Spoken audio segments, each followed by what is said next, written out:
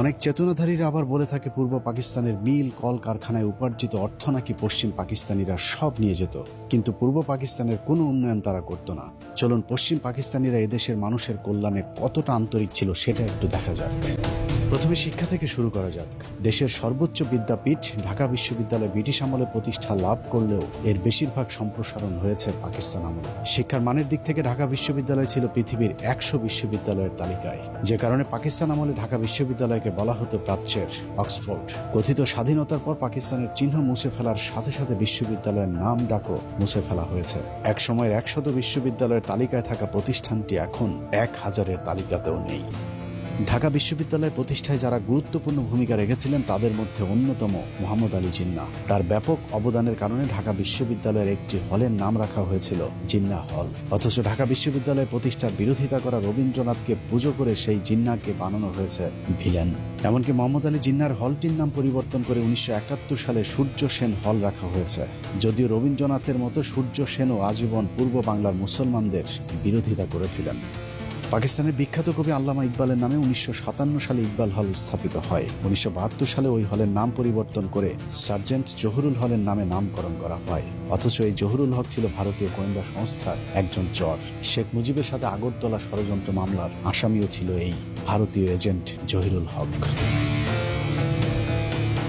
এভাবে বিশ্ববিদ্যালয়ের সর্ববৃহৎ হল মহসিন হল সহ বেশিরভাগ অবকাঠামো প্রতিষ্ঠিত হয় পাকিস্তান আমলে। ঢাকা বিশ্ববিদ্যালয়ের পাকিস্তান আমলে কতটা জৌলুস ছিল তার প্রমাণ স্যার পিজা হাট ইন্টারন্যাশনাল হল প্রতিষ্ঠা।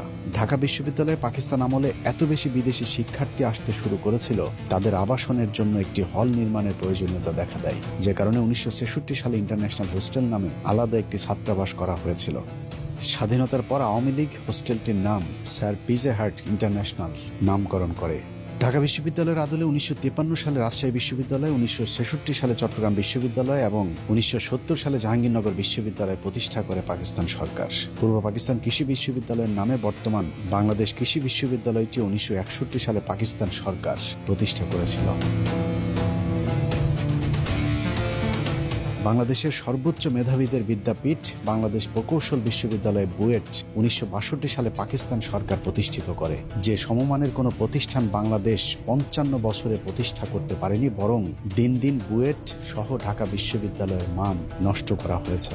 মাত্র 23 বছরে পাকিস্তান মোট 4টি প্রকৌশল বিশ্ববিদ্যালয় প্রতিষ্ঠা করেছে, যেখানে 55 বছরে বাংলাদেশ সরকার করেছে মাত্র একটি। 1964 সালে রাজশাহী প্রকৌশল ও প্রযুক্তি বিশ্ববিদ্যালয় রুয়েট, 1968 সালে চট্টগ্রাম প্রকৌশল ও প্রযুক্তি বিশ্ববিদ্যালয় চুয়েট এবং 1969 সালে কুয়েট প্রতিষ্ঠা করে পাকিস্তানিরা। প্রযুক্তিগত দিক থেকে এদেশের মানুষকে গড়ে তুলতে পাকিস্তানিরা যে প্রযুক্তি বিশ্ববিদ্যালয়গুলো করে গিয়েছিল, চেতনাধারীরা সেই প্রতিষ্ঠানগুলোকে আজ তিলে তিলে শেষ করে দিয়েছে। পাকিস্তানের সামরিক কর্মকর্তা এবং সাবেক প্রেসিডেন্ট আইয়ুব খানের 11 বছরের শাসনকাল ছিল বাংলাদেশের স্বর্ণযুগ। তৎকালীন পূর্ব পাকিস্তানে উন্নয়নের এক পসরা সাজিয়ে বসেছিল পাকিস্তান সরকার।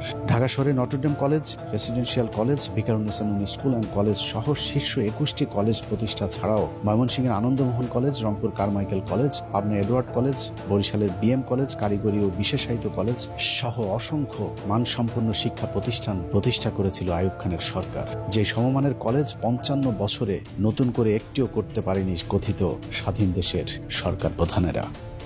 কারিগরি শিক্ষার মান উন্নয়নে তৎকালীন পাকিস্তান সরকার 1955 সালে ঢাকা পলিটেকনিক ইনস্টিটিউট, 1962 সালে চট্টগ্রাম পলিটেকনিক সহ মোট 17টি পলিটেকনিক ইনস্টিটিউট প্রতিষ্ঠা করেছিল। পাকিস্তান সরকারের দেখানো পথ ধরে পরবর্তীতে বাংলাদেশ সরকার 55 বছরে 32টি পলিটেকনিক ইনস্টিটিউট প্রতিষ্ঠা করে, কিন্তু এগুলো পাকিস্তানের প্রতিষ্ঠিত পলিটেকনিকগুলোর মানের ধারে কাছেও যেতে পারেনি। এছাড়া teachers training college, college of home economics, শারীরিক শিক্ষা কলেজ, সার্ভে ইনস্টিটিউট সহ কারিগরি শিক্ষার সবগুলো শিক্ষা প্রতিষ্ঠানই 60-এর দশকে আইয়ুব খানের শাসন আমলে প্রতিষ্ঠিত।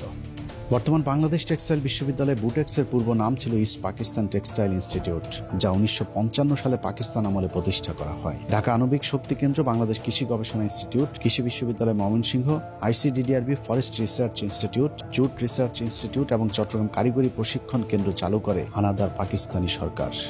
ব্রিটিশদের 200 বছরের শাসন আমলে বাংলাদেশে শুধুমাত্র একটি মেডিকেল কলেজ প্রতিষ্ঠিত করেছিল ব্রিটিশ সরকার, যেটি বর্তমান ঢাকা মেডিকেল কলেজ হাসপাতাল। যদিও সে সময় এর কার্যক্রম ছিল অত্যন্ত সীমিত।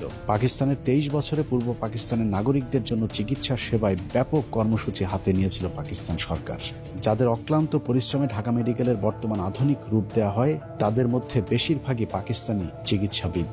এসব চিকিৎসকদের মধ্যে উল্লেখযোগ্য ফরেন্সিক মেডিসিনে doctor M Hossain, neurologist Muzaffar Khan, pharmacology বিভাগের প্রফেসর আলতাফ আহমেদ, প্যাথোলজি বিভাগে প্রফেসর আনোয়ার আলী এবং ডাক্তার কাজী আব্দুল খালেক, স্ত্রীরোগ ও প্রসূতিবিদ্যায় প্রফেসর হাবিবউদ্দিন আহমেদ ও প্রফেসর হুমায়া সাইদ, মেডিসিন বিভাগে অধ্যাপক নোয়াব আলী ও প্রফেসর মোহাম্মদ ইব্রাহিম, সার্জারি বিভাগে লেফটেন্যান্ট কর্নেল গিয়াসউদ্দিন এবং প্রফেসর আমির উদ্দিন প্রমুখ, যাদের সকলেই পাকিস্তানি চিকিৎসক ছিলেন।